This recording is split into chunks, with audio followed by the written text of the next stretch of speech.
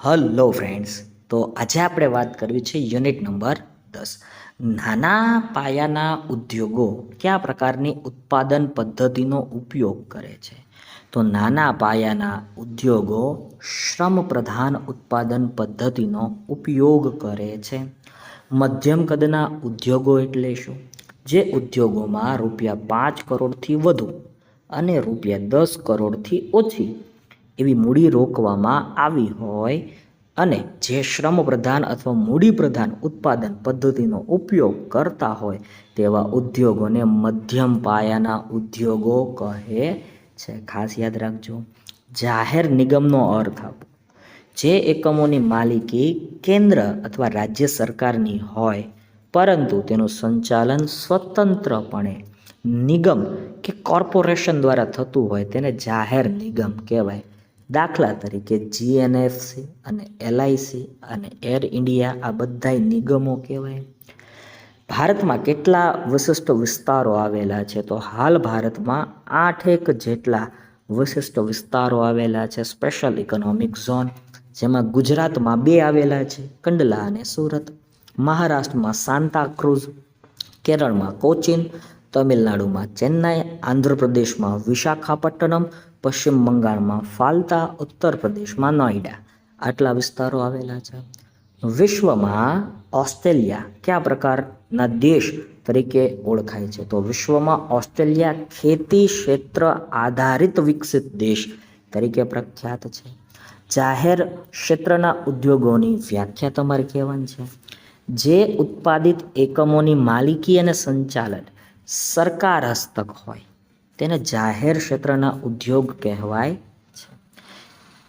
કોઈ પણ 3 જાહેર નિગમના નામ આપવાના હતા ભાઈ, તો ઇફકો છે, જીએસએફસી છે, જીએનએફસી છે, એલઆઈસી છે, જીએસઆરટીસી છે, આ બધી નિગમો કહેવાય. ઇફકોનું પૂરું નામ તો Indian farmers fertiliser cooperative limited, આ ઇફકોનું પૂરું નામ છે. વિદેશી હુંડિયામણની કમાણી કેવી રીતે ઉપયોગ થઈ શકે છે? તો વિદેશી હુંડિયામણની કમાણી કેવી રીતે ઉપયોગી થઈ શકે જોઈએ આપણે. વિદેશ વેપારમાં સમતુલા લાવવા વિદેશ હુંડિયામણની કમાણી ઉપયોગી થઈ શકે છે. ટચુકડા ઉદ્યોગ એટલે શું? ₹25 લાખ સુધીનું મૂડીરોકાણ અને શ્રમ પ્રધાન ઉત્પાદન પદ્ધતિ ધરાવતા ઉદ્યોગોને ટચુકડા ઉદ્યોગ કહેવાય. દાખલા તરીકે માટીકામ, ચર્મ ઉદ્યોગ. ગૃહ ઉદ્યોગ કોને કહેવાય? તો ગૃહ ઉદ્યોગ એટલે મુખ્યત્વે કુટુંબના સભ્યો દ્વારા સાદા સાધનો એટલે કે વીજળી કે યંત્રો વિના અથવા વડે ચાલતા ઉદ્યોગોને ગૃહ ઉદ્યોગ કહેવાય, જેમાં મૂડીરોકાણ ખૂબ ઓછું હોય છે. દાખલા તરીકે ખાખરા અને પાપડ. બરાબર. સ્પેશિયલ ઇકોનોમિક ઝોન SEZ તમને આવડે છે. સંયુક્ત મૂડી કંપનીના 2 ઉદાહરણ તો ઓએનજીસી એટલે કે oil and natural gas corporation, IOC Indian oil corporation, HMT Hindustan machine tools.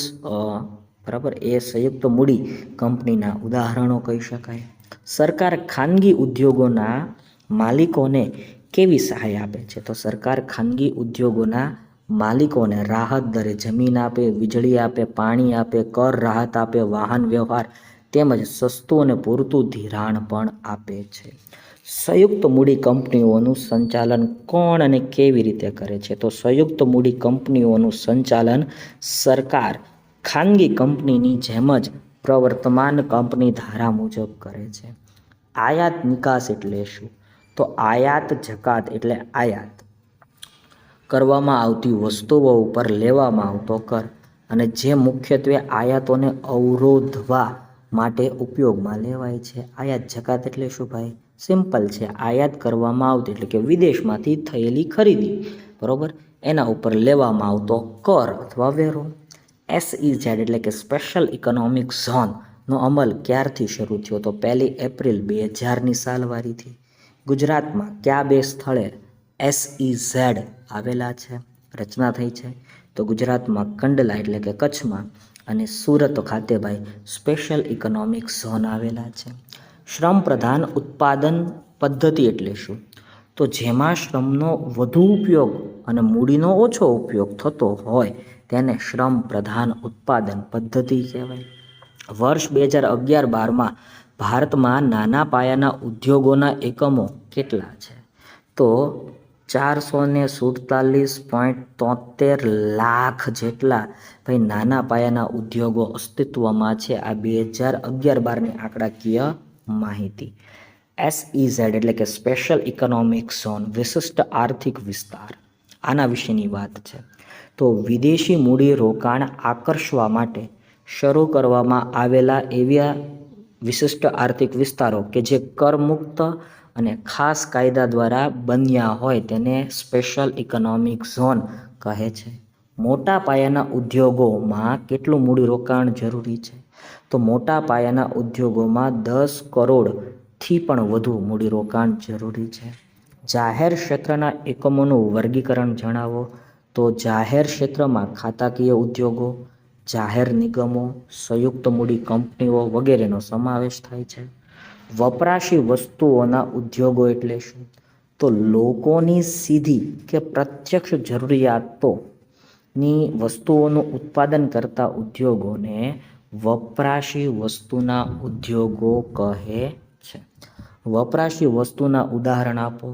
તો સાબુ, પાવડર, ઘી, તેલ વગેરે વપરાશી વસ્તુના ઉદાહરણ છે. ખાનગી ક્ષેત્રના ઉદ્યોગો એટલે શું? જે ઉદ્યોગોની માલિકી અને સંચાલન ખાનગી પેઢી કે વ્યક્તિની હોય તેને ખાનગી ક્ષેત્રના ઉદ્યોગ કહેવાય. સહકારી ક્ષેત્ર એટલે શું? તો ગ્રાહક, શ્રમિક કે નાના માલિકોનું શોષણ અટકાવવા તથા બધાને લાભ આપવાના આશયથી શરૂ કરવામાં આવતી પ્રવૃત્તિ એટલે સહકારી ક્ષેત્ર. સહકારી ક્ષેત્રના ઉદાહરણો અમૂલ છે, ઇફકો છે, ક્રિફકો છે. આ સહકારી ક્ષેત્રના ઉદાહરણો કહી શકાય. અર્ધ તૈયાર વસ્તુના ઉદાહરણો વ્યાખ્યા આપવાની છે. અર્ધ તૈયાર વસ્તુના ઉદ્યોગોની વ્યાખ્યા તમારે આપવાની છે. તો જે વસ્તુનું ઉત્પાદન અર્ધ સ્વરૂપમાં થાય એટલે કે હજુ એક તબક્કો બાકી હોય તેને અર્ધ તૈયાર વસ્તુ કહે છે. અને આવી વસ્તુઓ તૈયાર કરતા ઉદ્યોગોને અર્ધ તૈયાર વસ્તુના ઉદ્યોગો કહેવાય. જેમ કે આપણે પતરા, બરાબર, પતરા અર્ધ તૈયાર વસ્તુ કહેવાય. જ્યારે મકાન તૈયાર થઈ જાય એના ઉપર ફિટ કરી દેવામાં આવે ત્યારે તૈયાર થઈ ગયું કહેવાય. એટલે પતરા છે. સિમેન્ટ પણ આમાં આપણે સમાવિષ્ટ કરી શકીએ છીએ. ભારતમાં SEZની રચના શા માટે કરવામાં આવી? તો ભારતમાં વિદેશી મૂડીરોકાણને આકર્ષવા અને આંતરરાષ્ટ્રીય હરીફાઈ મુજબની અંકુશ મુક્ત નિકાસ વધારવા માટે સ્પેશિયલ ઇકોનોમિક ઝોનની રચના કરવામાં આવી. મધ્યમ કદના ઉદ્યોગોમાં કોનો સમાવેશ થાય? તો મધ્યમ કદના ઉદ્યોગોમાં રંગ, રસાયણ, યંત્રો, ઇલેક્ટ્રોનિક વસ્તુઓના ઉદ્યોગો મધ્યમ કદના ઉદ્યોગોના ઉદાહરણો છે. ટચુકડા ઉદ્યોગોના ઉદાહરણ લખો. તો ધાતુના વાસણો, ભાઈ, ચામડાની વસ્તુઓ, માટીના વાસણો, આ બધા ટચુકડા ઉદ્યોગોના ઉદાહરણ છે. કયા દેશમાં ખેતી વધુ હોવા છતાં વિકસિત દેશો ગણાય છે? તો જો ઓસ્ટ્રેલિયા અને અમેરિકામાં ખેતી વધુ થવાની સાથે ઔદ્યોગિક દ્રષ્ટિએ પણ ખૂબ જ વિકસિત હોવાથી તેને ઔદ્યોગિક કે વિકસિત દેશો કહે છે. વિશિષ્ટ આર્થિક વિસ્તારો કયા કયા દેશોમાં જોવા મળે છે? તો વિશિષ્ટ આર્થિક વિસ્તારો ચીનમાં, ભારતમાં, જોર્ડનમાં, પોલેન્ડમાં, ફિલિપાઇન્સમાં, રશિયામાં, ઉત્તર કોરિયામાં વગેરેમાં જોવા મળે છે. ખાતાકીય ઉદ્યોગો એટલે શું? સરકારે કેટલાક ઔદ્યોગિક એકમો સરકારની દેખરેખ હેઠળ ખાતા તરીકે ચલાવે છે જેને ખાતાકીય ઉદ્યોગો કહેવાય. જેમ કે રેલવે ખાતું, ટપાલ ખાતું વગેરે વગેરે.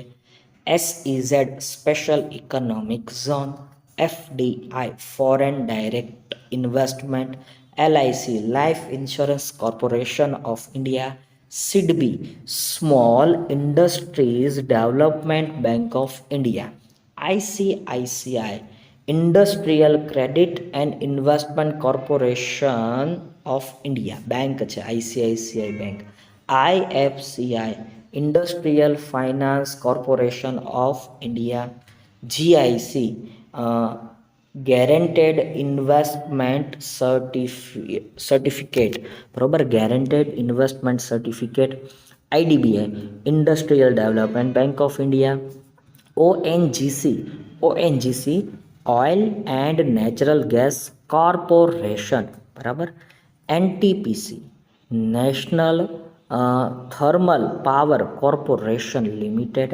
IOC it means Indian oil corporation, GSPC Gujarat state petroleum corporation, IFFCO Indian farmers fertiliser cooperative, પછી ક્રિબકો તો કૃષિક ભારતી કોઓપરેટિવ, જીએસએફસી એટલે કે ગુજરાત સ્ટેટ ફર્ટિલાઇઝર્સ કેમિકલ્સ, બરાબર, GNFC Gujarat Narmada valley fertilizers and chemicals limited, HMT Hindustan machine tools, RPL recognition of prior learning, બરાબર, recognition for prior learning. ટચુકડા ઉદ્યોગની વાત આવી ભાઈ પાછી. તો ટચુકડા ઉદ્યોગ એટલે શું? ₹25 લાખ સુધીનું મૂડીરોકાણ અને શ્રમ પ્રધાન ઉત્પાદન પદ્ધતિ ધરાવતા ઉદ્યોગને ટચુકડા ઉદ્યોગ કહેવાય. માટીકામ છે, ચર્મ ઉદ્યોગ છે, આ બધા ટચુકડા ઉદ્યોગ. ગૃહ ઉદ્યોગ એટલે શું? તો ગૃહ ઉદ્યોગ એટલે મુખ્યત્વે કુટુંબના સભ્યો દ્વારા સાદા સાધનો જેમાં વીજળી કે યંત્રોનો ઉપયોગ ન થાય વડે ચાલતા ઉદ્યોગોને ગૃહ ઉદ્યોગ કહેવાય અને જેમાં મૂડીરોકાણ ખૂબ જ ઓછું હોય છે. ક્રિપ્કો કયા પ્રકારનું ઉદ્યોગોનું ઉદાહરણ છે? તો સહકારી ક્ષેત્રનું છે ભાઈ. જાહેર નિગમ, તો જાહેર નિગમની આમ તો એકવાર ચર્ચા થઈ ગઈ પણ ફરીવાર, જે એકમોની માલિકી કેન્દ્ર અથવા રાજ્ય સરકારની હોય પરંતુ તેનું સંચાલન સ્વતંત્રપણે નિગમ કે કોર્પોરેશન દ્વારા થતું હોય તેને જાહેર નિગમ કહેવાય. જેમ કે એલઆઈસી, એર ઇન્ડિયા અને જીએનએફસી. ચાલો, ONGC oil and natural gas corporation limited. વિશિષ્ટ આર્થિક વિસ્તાર, તો વિદેશી મૂડીરોકાણને આકર્ષવા માટે શરૂ કરવામાં આવેલા એક વિશિષ્ટ આર્થિક વિસ્તાર જે કરમુક્ત અને ખાસ કાયદા દ્વારા બન્યા હોય તેને SEZ કહે છે. નાના પાયાના ઉદ્યોગો કઈ ઉત્પાદન પદ્ધતિનો ઉપયોગ કરે? તો શ્રમ પ્રધાન ઉત્પાદન પદ્ધતિનો તેઓ ઉપયોગ કરતા હોય છે. અર્ધ તૈયાર વસ્તુનું ઉદાહરણ સૂતર છે, લોખંડના પતરા છે વગેરેના ઉદ્યોગો એ અર્ધ તૈયાર વસ્તુઓ કહેવાય. ભારતમાં કઈ જગ્યાએ સ્પેશિયલ ઇકોનોમિક ઝોન છે? તો ગુજરાતમાં કંડલા અને સુરતમાં, મહારાષ્ટ્રમાં સાંતાક્રુઝમાં, કેરળમાં કોચીનમાં, તમિલનાડુમાં ચેન્નાઈ મતલબ કે ચેન્નાઈમાં તમિલનાડુ, આંધ્રપ્રદેશમાં વિશાખાપટ્ટનમ, પશ્ચિમ બંગાળમાં ફાલતા, ઉત્તર પ્રદેશમાં નોઈડા. ખાતાકીય ઉદ્યોગો એટલે શું? સરકાર કેટલાક ઔદ્યોગિક એકમોને સરકારની દેખરેખ હેઠળ ખાતા તરીકે ચલાવે, એક આખું ડિપાર્ટમેન્ટ બનાવે, એને ખાતાકીય ઉદ્યોગ કહેવાય. જેમ કે રેલવે ખાતું, ટપાલ ખાતું, આવું ખાતું કહેવાય ભાઈ. વિડીયો ગમ્યો હોય તો લાઈક કરો, શેર કરો, કમેન્ટ સેક્શનમાં કમેન્ટ કરો.